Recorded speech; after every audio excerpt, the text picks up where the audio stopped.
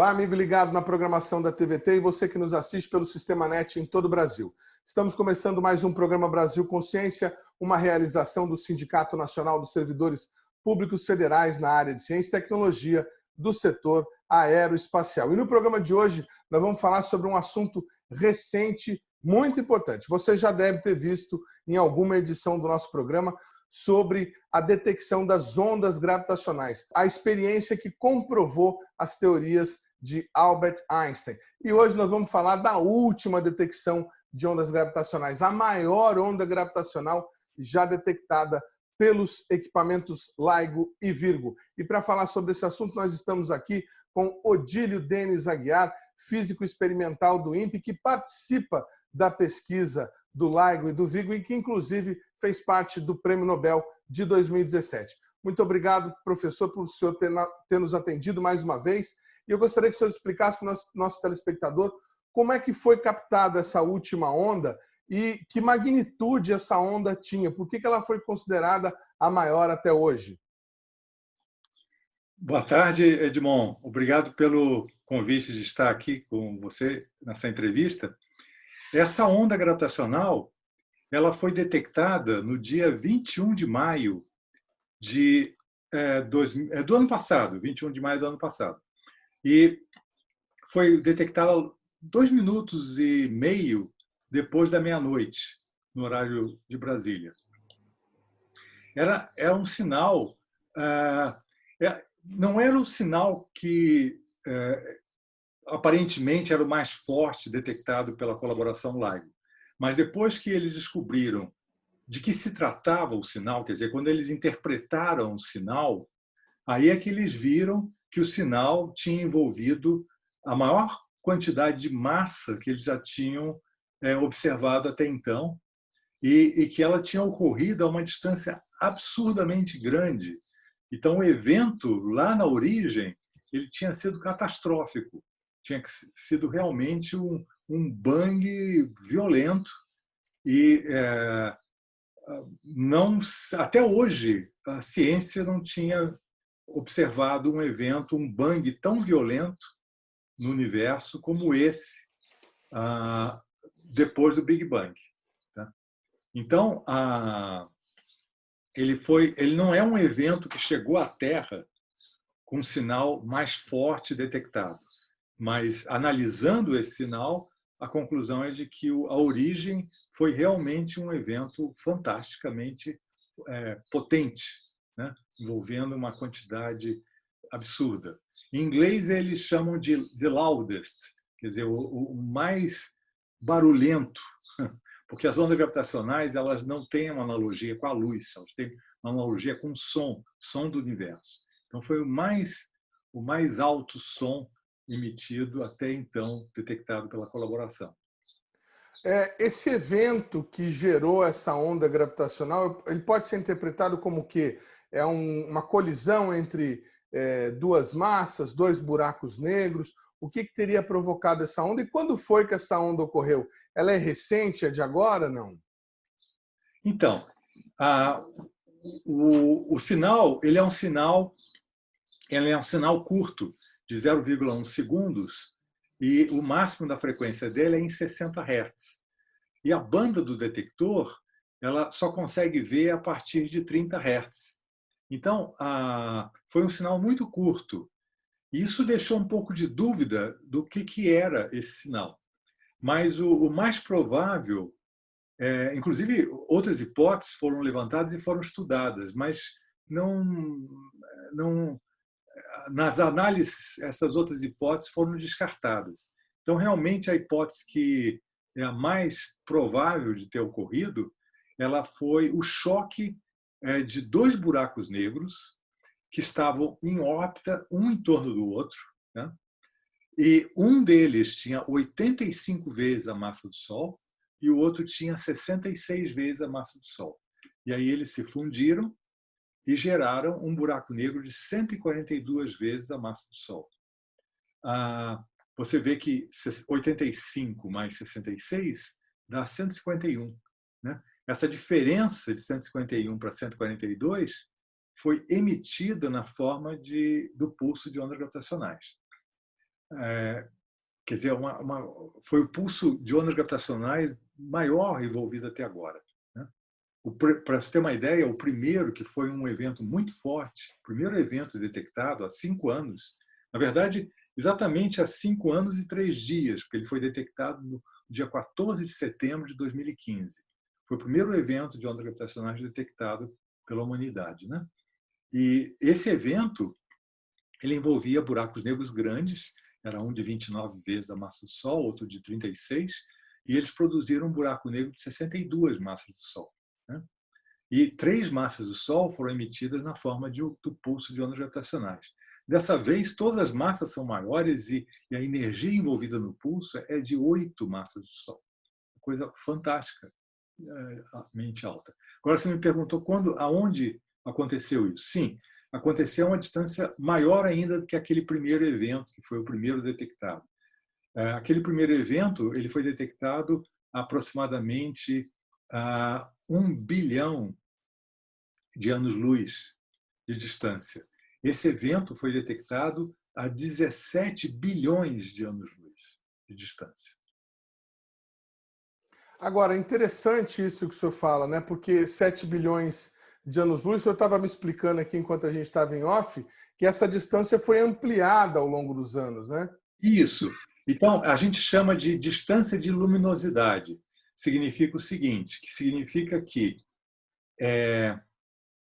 essa distância, ela na verdade era de 7 bilhões de anos-luz, tá?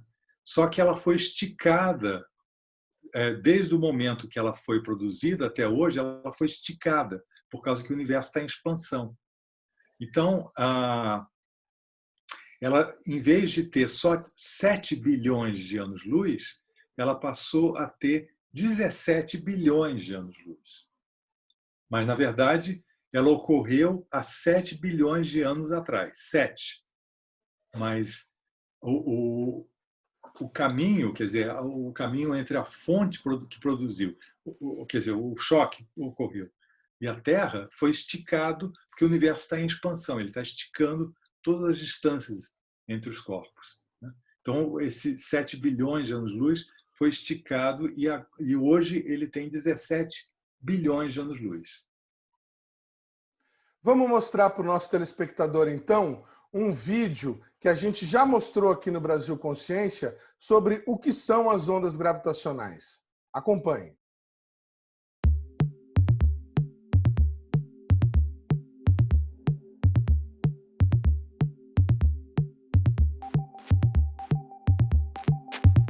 As ondas gravitacionais são entendidas no contexto da teoria de Einstein. Antes da teoria que existia de gravitação, a teoria de Newton, ela não conseguia explicar, não poderia explicar o que são essas ondas gravitacionais. Einstein mudou tudo isso quando percebeu que a gravitação não era uma força invisível entre os corpos, mas sim uma manifestação da geometria do espaço e o tempo. Porque Einstein percebeu que o tempo está conectado ao espaço. Se você viaja num foguete, a velocidade da luz, numa certa direção, e um colega seu viaja num foguete com a mesma velocidade da luz, só que em direção contrária, indo em direção ao seu foguete, ainda assim, pela teoria de Einstein, ele provou isso, a velocidade relativa entre esses dois foguetes é a velocidade da luz. Poderia, a gente pensar, ser o dobro da velocidade da luz. No entanto, ela é só a velocidade da luz. A única maneira de conciliar essa matemática, essa mágica matemática, é com a teoria de Einstein. Einstein consegue provar que a velocidade relativa é a velocidade da luz, que é a velocidade de limite. Para isso ser verdade, para ver essa conciliação, o tempo e o espaço estavam conectados.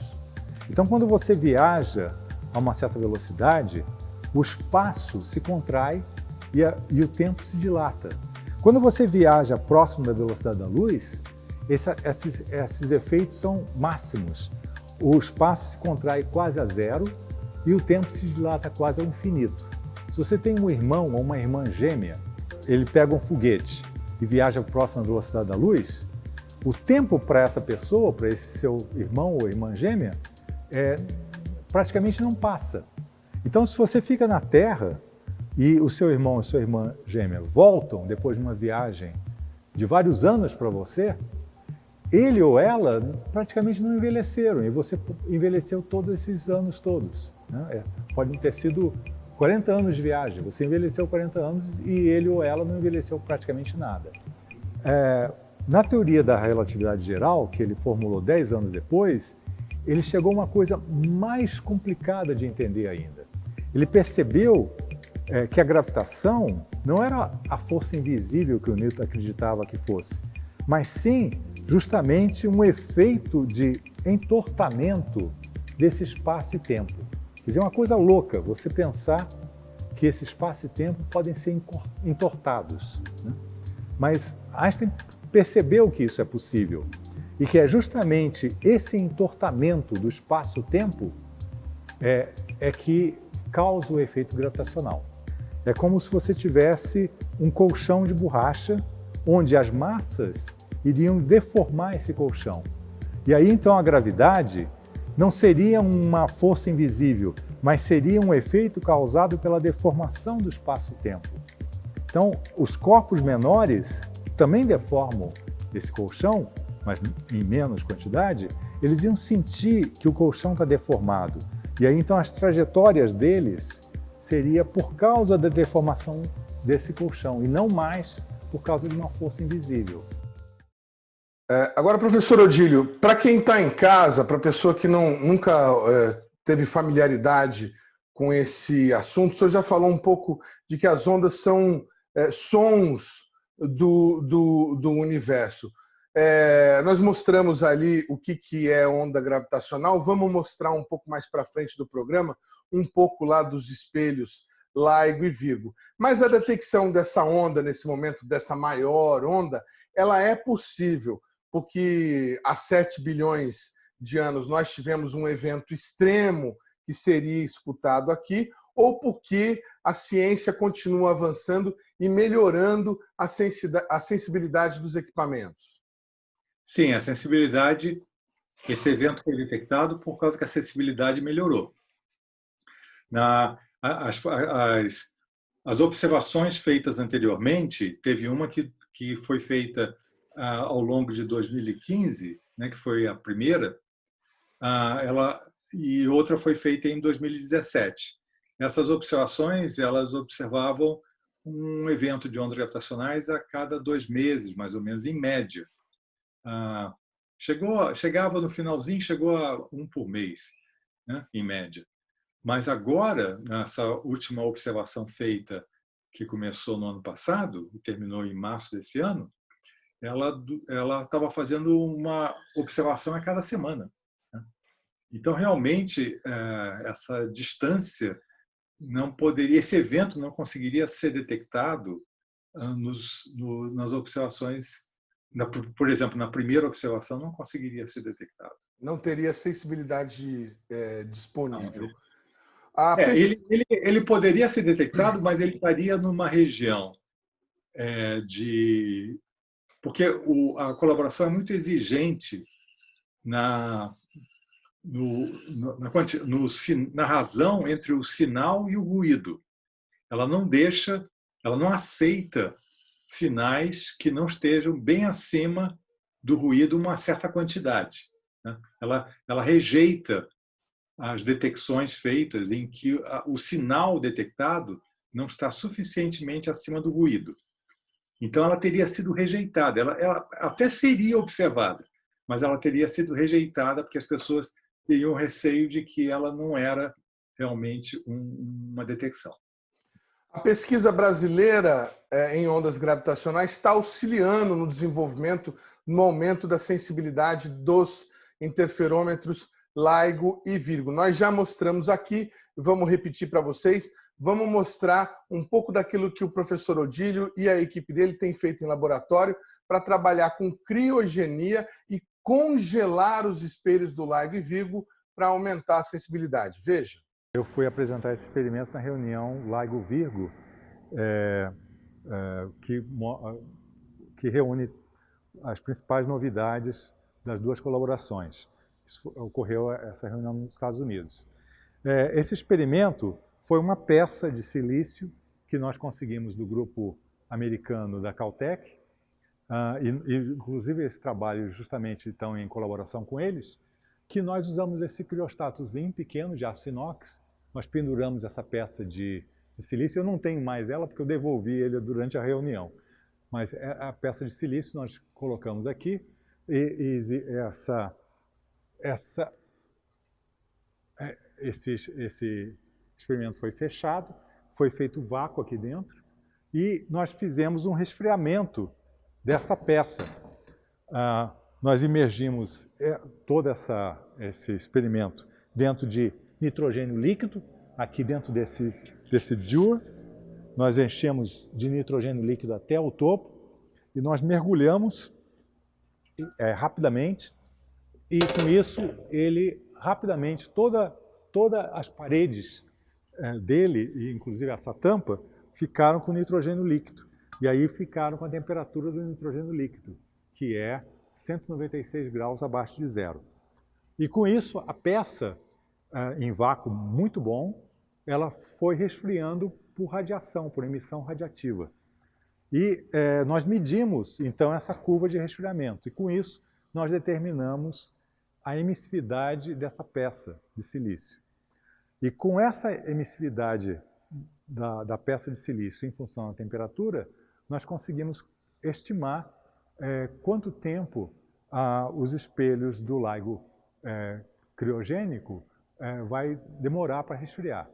Os espelhos do LIGO criogênico vão ser espelhos de silício de 200 quilos, tem 40 centímetros de diâmetro, 40 centímetros de comprimento, são espelhos cilíndricos, e se eles forem esfriados pela emissividade natural do silício, sem precisar fazer nenhuma pintura nessa peça, nós calculamos que essa peça de 200 quilos do espelho futuro do LIGO vai demorar 7 dias, quer dizer, uma semana para resfriar. Isso é aceitável, uma vez que demoram 2 semanas para você fazer um vácuo bom o suficiente para operar o interferômetro, ele poder ser capaz de detectar ondas gravitacionais. O vácuo tem que ser super puro para que os lasers eles caminhem dentro do interferômetro sem nenhuma interferência de moléculas de ar. Muito bacana aí a pesquisa. Professor, como é que está o desenvolvimento aí desses novos componentes? Quando é que vocês planejam poder disponibilizar à pesquisa esses novos, digamos assim, equipamentos para melhorar a sensibilidade? A próxima observação de ondas gravitacionais da colaboração LIGO-Virgo iria iniciar no final do ano que vem, mas por causa da pandemia vai ser atrasado esse início, né? Então ela vai se dar em 2022, não mais no final de 2021, né? Inclusive a própria observação que ocorreu, que terminou esse ano, a previsão era de que ela terminasse no dia 30 de abril. Ela acabou terminando no dia 27 de março por causa da pandemia.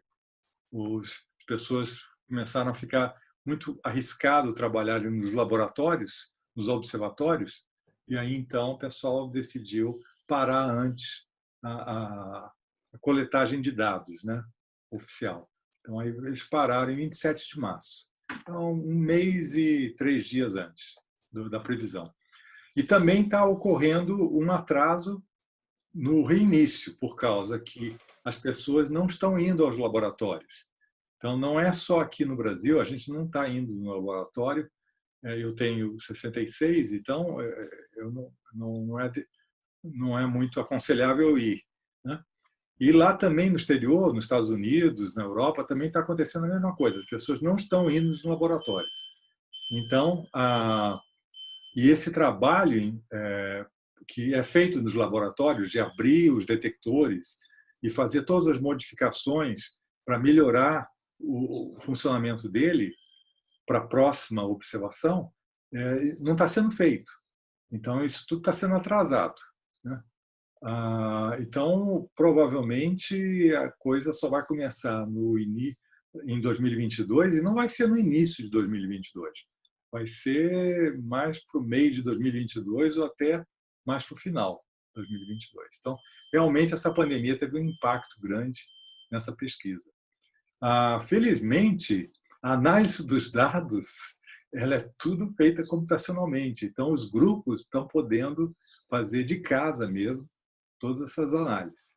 Então, a gente tem publicado os papers, tem continuado as análises sem interrupção, elas não estão sofrendo muito prejuízo.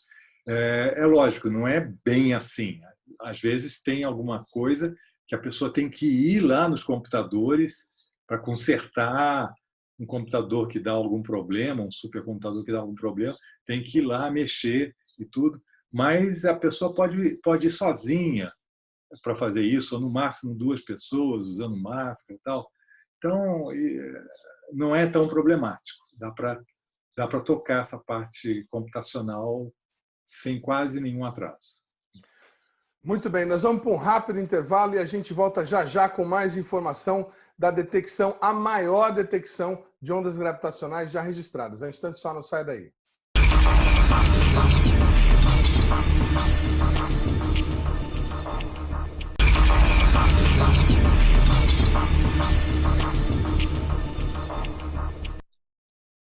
Segundo bloco, o programa Brasil Consciência de volta, falando hoje sobre a detecção da maior onda gravitacional já registrada pela humanidade. Foi recentemente, agora ainda em 2020, que os interferômetros LIGO e Virgo confirmaram aí um grande boom, um grande barulho do espaço, colisão de massas, de buracos negros com massa muito maior do que o Sol, como explicou o professor Odílio no primeiro bloco. Professor, a gente retoma aqui a nossa entrevista. A gente já sabe que a detecção das ondas gravitacionais comprovam as teorias do Einstein sobre a questão do universo. E agora a gente está tendo, depois de ter a primeira detecção em 2017, estamos repetindo e melhorando esse processo. Tá, mas e daí? O que as ondas gravitacionais mudam naquilo que a gente já conhece sobre o universo, ou podem mudar? E o que essa tecnologia, o domínio desse conhecimento, pode gerar de benefício para a humanidade? Certo. Então, o conhecimento, esse evento, por exemplo, é um evento bastante interessante, porque as teorias de estudo de como é que as estrelas evoluíam e morriam, a gente sabe que as estrelas com maior massa, elas acabam morrendo numa explosão de supernova, e nessa explosão de supernova é produzido um buraco negro, né? Quando as estrelas têm massa acima de um certo valor, né? E essas teorias de evolução estelar, como são chamadas, né? Elas previam que haveria um intervalo de massa entre os buracos negros que eram produzidos por essas teorias. Então, essas teorias preveem que as estrelas conseguem produzir buracos negros por explosão de supernova até 65 massas solares, e depois existe um intervalo e só vão produzir buracos negros acima de 120 massas do Sol. Nesse intervalo de 65 e 120 massas do Sol, não é produzido buraco negro por supernova, por evolução estelar, por morte de estrelas, por explosão no final das estrelas. Isso porque as estrelas que produziriam esses buracos negros, elas têm um processo de produção de pares nos núcleos que torna a estrela extremamente instável. Então, antes de ela explodir como uma supernova, ela é totalmente destruída. Quer dizer, a supernova destrói totalmente a estrela, né? Vamos dizer assim. A estrela é totalmente destruída, não sobra nada, não sobra caroço, não sobra nenhuma massa densa para virar um buraco negro. Porque a estrela, normalmente, ela explode e ela joga as camadas externas para fora, e as camadas internas ela implode, ela esmaga, e aí torna o buraco negro, tá? As camadas internas.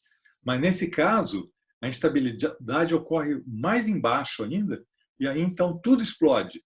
Não existe nenhum caroço que é esmagado, né? Então não sobra nada.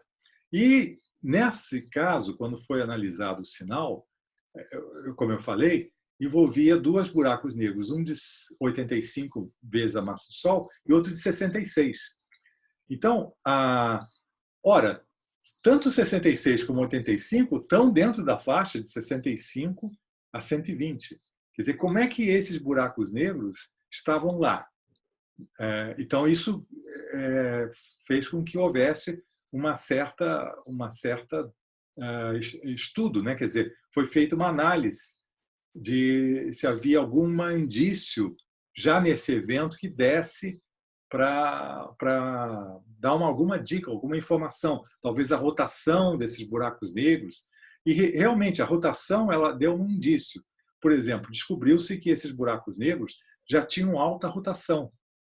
E um buraco negro com alta rotação é muito difícil de ser produzido por uma supernova. Ele tem alguma rotação, mas não uma alta rotação. E uma alta rotação é muito fácil de ser explicada quando um buraco negro é formado da fusão de dois buracos negros que estavam orbitando um em torno do outro. Quando eles estavam orbitando um em torno do outro, eles vão se aproximando, vão emitindo onda gravitacional, a emissão tira energia do sistema, então um vai caindo em torno do outro para compensar isso, até eles se chocarem e virar um buraco negro só. Mas quando eles viram um buraco negro só, esse buraco negro ele herda toda a rotação do sistema, que é enorme. Tá? O momento angular, chamado em física, é enorme desse sistema. Então, o buraco negro formado tem uma alta rotação. Então, os buracos negros que formavam esse sistema, antes de se fundirem, eles tinham alta rotação. Isso é um indício de que cada um deles foi formado por fusões de outros buracos negros menores. Então, realmente não chega a colocar em xeque a teoria de evolução estelar, a teoria que o pessoal tinha formulado para a morte das estrelas de grande massa. Não chega a colocar em xeque. Né? Provavelmente eles não foram formados por explosões de supernova. E o buraco negro que foi formado por esses dois, ele tem uma massa maior que esse gap. Né? E as supernovas conseguem produzir buracos negros com massa maior do que 120. A teoria de buracos de evolução estelar permite que as supernovas produzam. Não existe nenhum problema físico para essa produção. Só que nunca tinha sido observado um buraco negro com massa tão grande. Né? E essa também é uma coisa interessante. Foi observado justamente um buraco negro. Aliás, esses três, os dois componentes e o formado, são os buracos negros com maior massa nessa faixa assim, que tinha sido detectado. Né? Porque a gente só conhece depois os buracos negros de massa supermassivos, que estão nos centros de galáxias. Esse a gente conhece também. Mas entre eles e os estelares, a gente não conhecia. A gente não tinha medido nada ainda que tivesse nesse gap proibido por evolução estelar e nada ainda que estivesse na faixa superior entre esse gap e os supermassivos. Bom, você me perguntou também o que a gente vai obter com todos esses estudos. Bom, essas observações realmente aumentam o nosso conhecimento sobre o universo, sobre os buracos negros. A gente, com o tempo, com detectores mais sensíveis, a gente vai fazer milhares de detecções dessas. Né?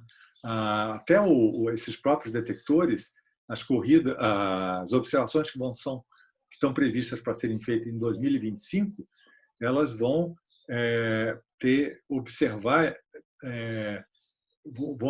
dezenas de eventos por dia. Né? Não vai ser mais só um a cada 2 meses ou um a cada semana. Vai ser como estamos observando atualmente. Vão ser observadas dezenas por dia. E detectores mais sensíveis vão observar milhares de observações de ondas gravitacionais por dia. Então, a gente vai ter um conhecimento sobre o universo que a gente não tinha. A gente não, o espectro de luz não permite a gente ver buracos negros. Eles não emitem normalmente luz, né? Só se tiver alguma coisa caindo neles. Então, tudo isso, as ondas gravitacionais estão permitindo a gente conhecer. Então, a gente vai ter muito mais conhecimento sobre o universo. E a gente vai ter muitos eventos que a gente vai observar. Ao mesmo tempo, esses eventos de ondas gravitacionais e a contrapartida eletromagnética, a contrapartida de luz, de raios gama, de raio-x, de raio ultravioleta, rádio, sinal de rádio. E isso é que é o mais interessante, essa astronomia multimensageira, como é chamada, né? Ela é muito mais interessante porque ela vai permitir que a gente estude os eventos com muito mais profundidade. E, por exemplo, esse problema que existe entre a gravitação e o eletromagnetismo, quer dizer, as duas, e principalmente a gravitação e a mecânica quântica, né?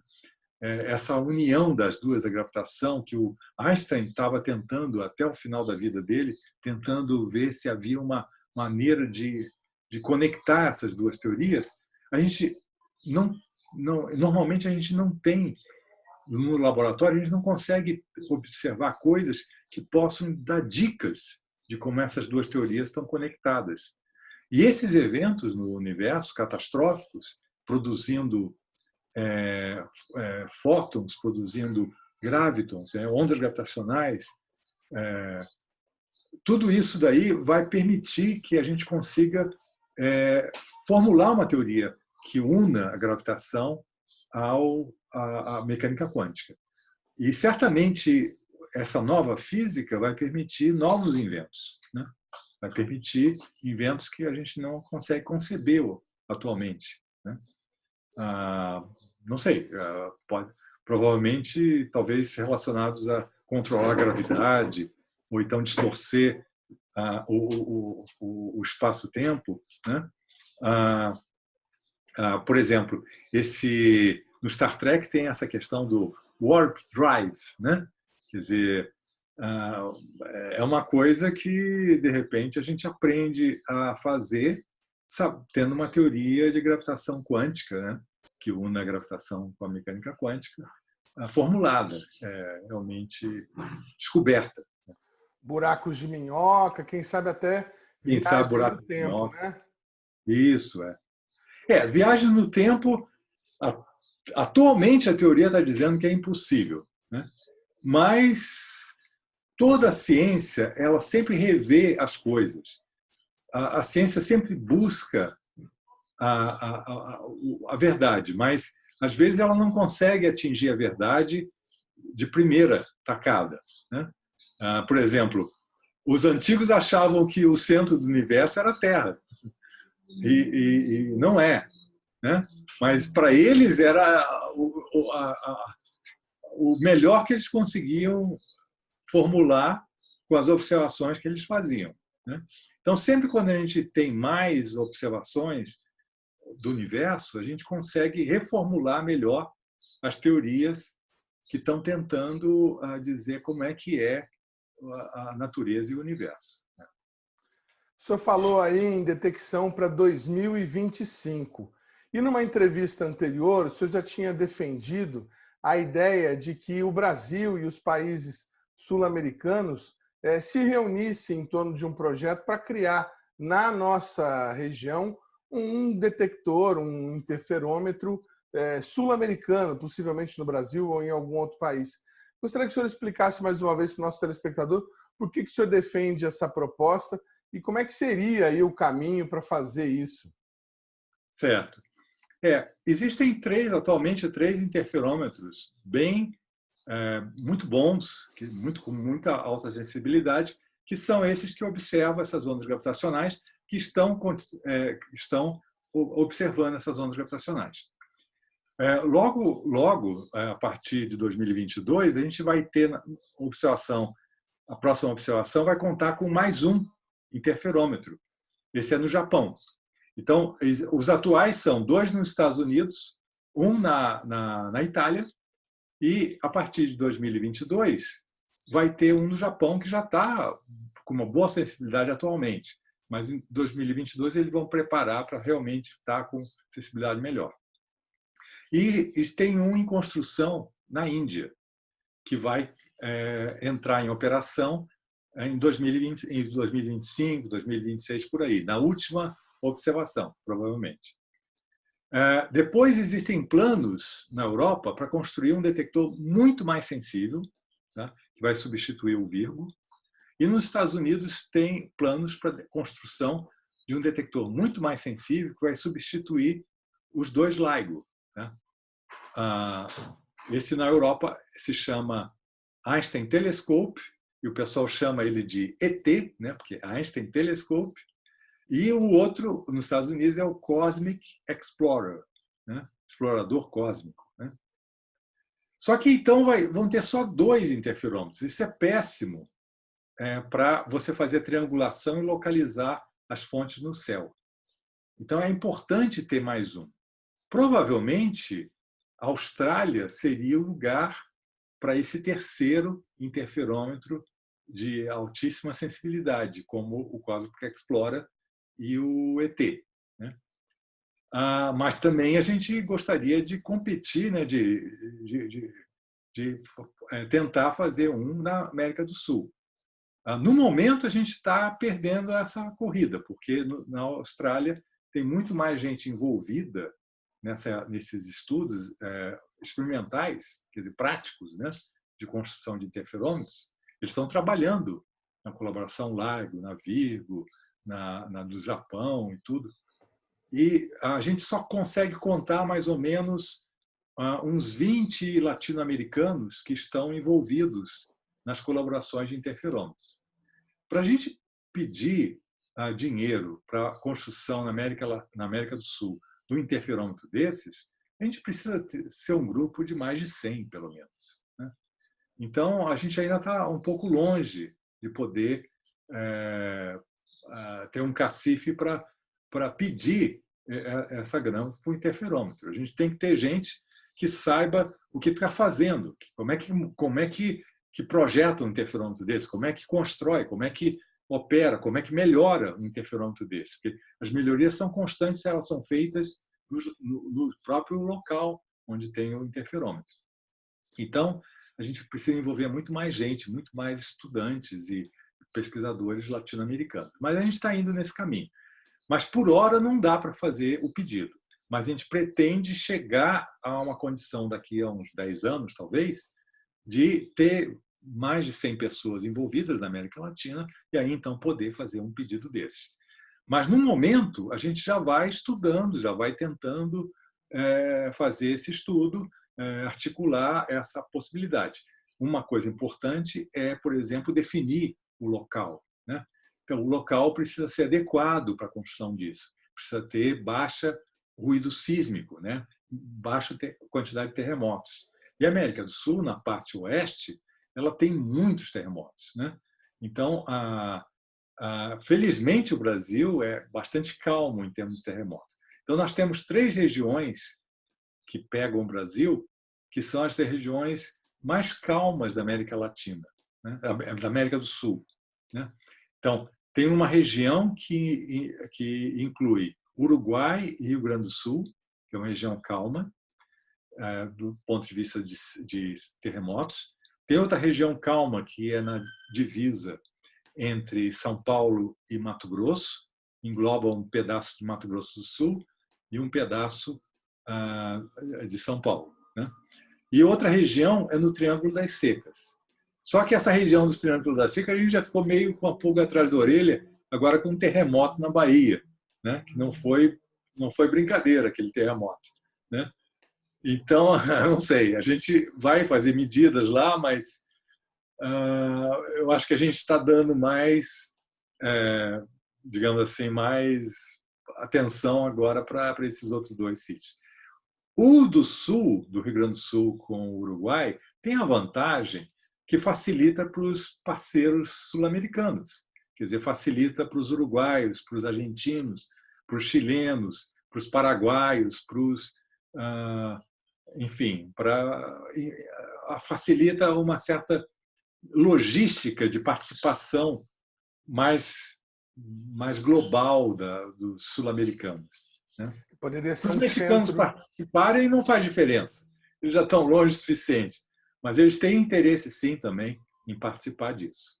Seria um centro regional de pesquisa Seria em um centro regional. ondas gravitacionais na América do Sul. O programa Brasil Consciência vai para um rápido intervalo e a gente volta já já com muito mais para você. Instante só, não sai daí.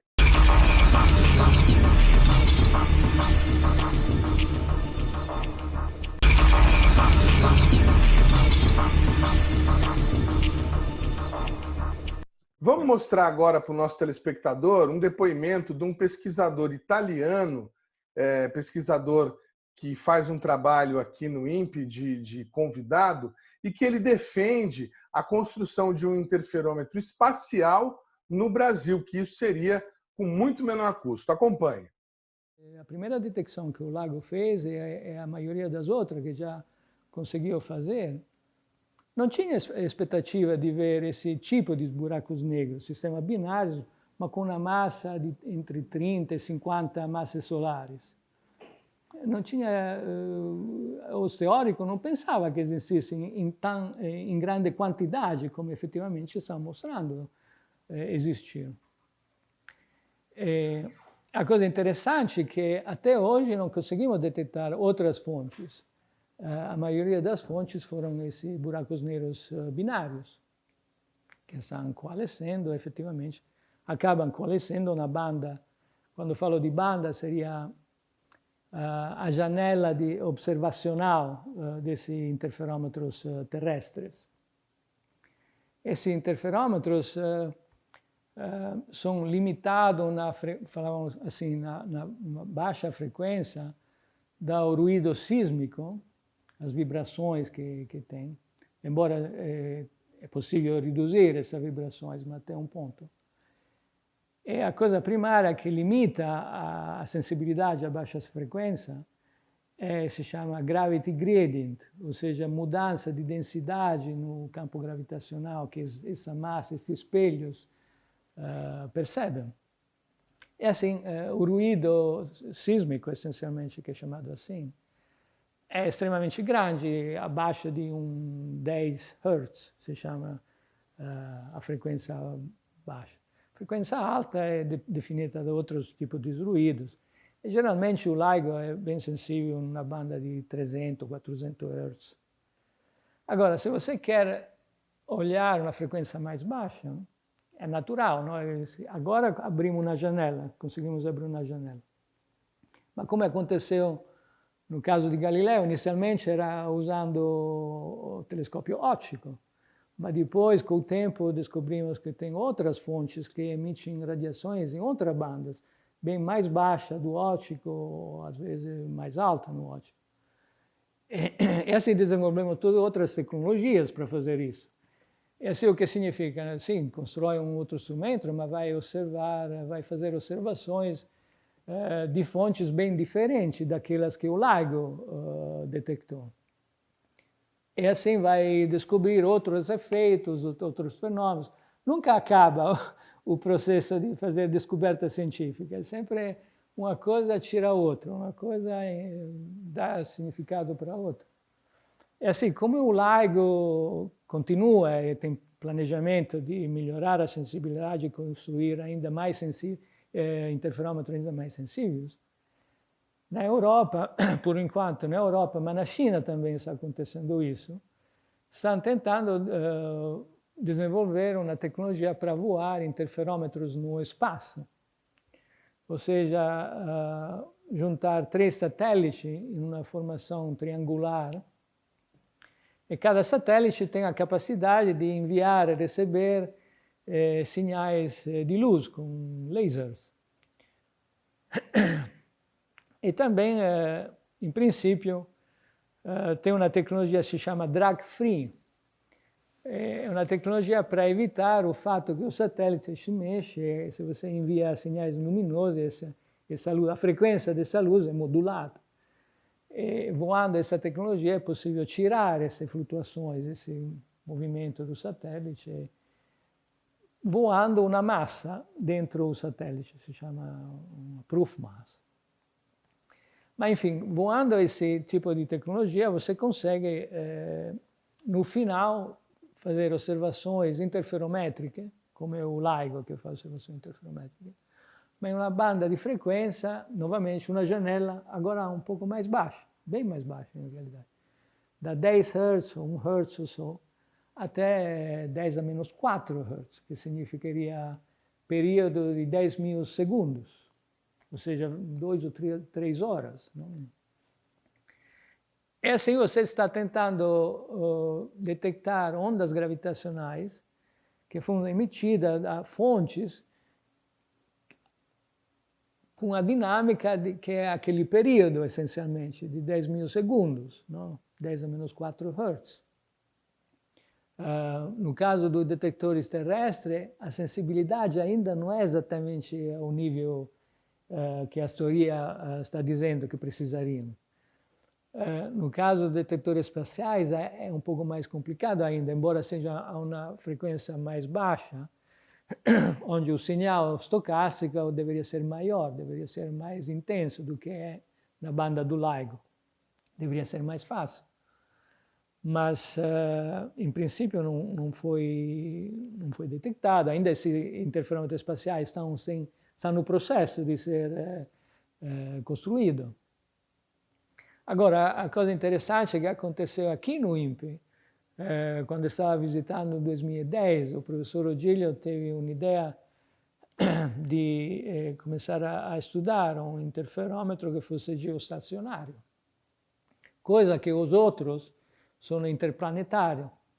Geoestacionário, uma formação triangular, significa que o braço desse interferômetro é mais ou menos 100 mil quilômetros, um pouco menos de 100 mil quilômetros, 73 mil quilômetros. No caso do interferômetro europeu, que é o chinês, o braço desse triângulo é 2,5 milhões de quilômetros, que o chinês é 3 milhões de quilômetros. Assim, com a ideia que depois começamos a desenvolver de um geoestacionário, conseguimos mostrar que efetivamente seria mais fácil voar um interferômetro desse tipo, que faria observações, novamente, numa janela que entre o interferômetro europeu, o chinês e o interferômetro terrestre, ou seja, seria complementar aos outros dois. E recentemente eu consegui demonstrar que seria possível fazê-lo de um jeito ainda mais simples. A tecnologia necessária não seria tão sensível como a tecnologia que foi desenvolvida na Europa, mas ainda daria para fazer observações de ondas gravitacionais sem voar esse drag-free que mencionei inicialmente. É assim, um país como o Brasil, falamos assim, em princípio, e com a tecnologia que temos aqui no INPE, em princípio seria possível construir um interferômetro desse jeito.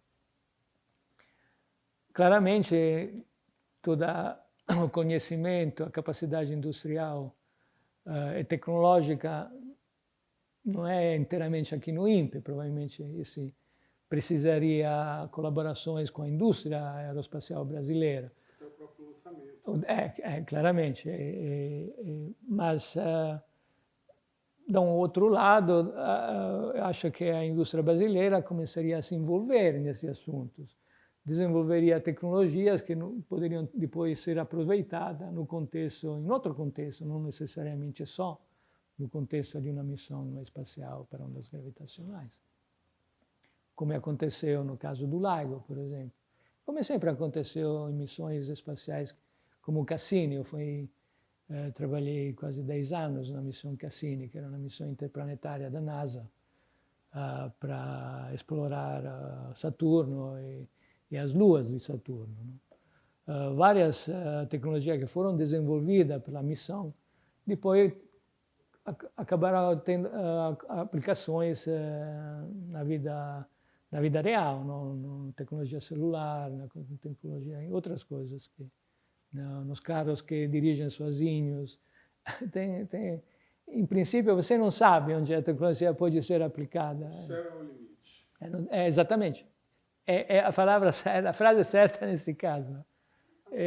o impacto dessa descoberta no contexto da astronomia vai ser enorme, provavelmente em magnitude parecido que Galileu conseguiu fazer no 1610, naquele tempo, com os primeiros telescópios ópticos que foram construídos alguns anos antes na Holanda. Ele não sei como conseguiu entrar em comprar, não sei o que é que deu para ele esse telescópio óptico, e conseguiu fazer observações inicialmente da Lua e dos planetas, e depois observações mais importantes. Conseguiu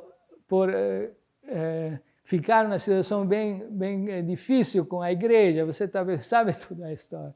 Agora, hoje em dia não deveria acontecer mais, mas com certeza com detecções de ondas gravitacionais vamos descobrir coisas que até hoje primeiro não conseguimos demonstrar, mas também não temos ideia que existem. O senhor falou que o senhor tinha 30 anos de trabalho na área e não esperava mais pela notícia, foi uma surpresa. E agora que chegou, o que o senhor espera ver antes de encerrar a carreira? Eu espero de continuar a trabalhar até morrer, mas eu acho ver voar esse interferômetro no espaço, eu acho que seria uma coisa efetivamente única, seria uma coisa que ficaria muito contente, porque trabalhei primeiro 10 ou 15 anos no LIGO, mas depois a maioria da minha pesquisa foi feita sobre os interferômetros espaciais. E assim, de um ponto de vista pessoal, claramente ver efetivamente que é alguma coisa que eu derivei, que funciona efetivamente, que o interferômetro efetivamente se comporta como eu previ na minha teoria, seria a coisa mais gratificante, com certeza. Tem estimativa de custo esse esboço que vocês fizeram? Agora, o nosso tem uma estimativa que foi feita nos Estados Unidos, no JPL, antes de eu me aposentar, depois mudar aqui para... já acabou a bateria. Pode continuar. Agora, o custo em dólares era uns 200 milhões de dólares, mas isso considerando os custos americanos, que são bem mais altos. O salário de um engenheiro médio é uns 200 mil dólares por ano. Ou seja, se você faz tudo em proporção, você entende por quê. Agora, a missão europeia, falamos de 2 bilhões de dólares. Ou seja, esse geoestacionário sem drag-free seria um fator 10, mas em conta, falamos assim, usando a estimativa americana dos custos. Provavelmente aqui seria bem mais em conta ainda, mas eu acho que é um novo estudo para estimar o custo, como fazer, precisa ser feito novamente, no contexto, no caso brasileiro.